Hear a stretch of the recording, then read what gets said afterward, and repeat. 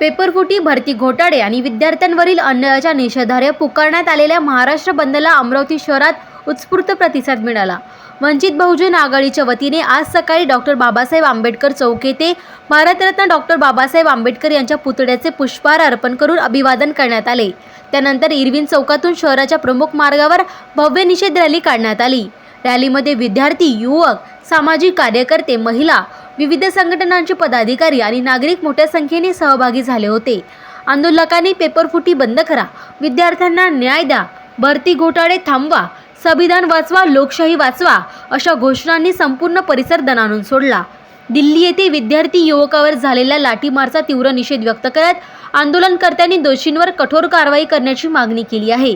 तसेच विद्यार्थ्यांच्या भविष्याशी खेळ करणाऱ्यांवर कठोर कारवाई करून पारदर्शक भरती प्रक्रिया राबवावी अशी मागणी सुद्धा करण्यात आली आहे। वंचित बहुजन आघाडीच्या पदाधिकाऱ्यांनी सांगितले की विद्यार्थ्यांचे भविष्य सुरक्षित ठेवण्यासाठी आणि त्यांच्या न्याय हक्कासाठी हा लढा नसून तो लोकशाही मार्गाने सुरूच राहणार आहे। शहरातील व्यापारी, नागरिक आणि विविध सामाजिक संघटनांनी बंदला पाठिंबा देत आंदोलनाला प्रतिसाद दिला। अमरावतीतील शांततापूर्ण वातावरणात पार पडलेल्या या रॅलीमुळे शहरात काही काळ वाहतुकीवर परिणाम झाला, मात्र पोलीस प्रशासनाने योग्य बंदोबस्त ठेवत परिस्थिती नियंत्रणात ठेवली। विद्यार्थ्यांच्या भविष्याचा प्रश्न आहे। न्यायाविरोधात एकजूट होऊन लोकशाही मार्गाने लढा देण्याचा निर्धार आज अमरावतीकरांनी व्यक्त केला आहे।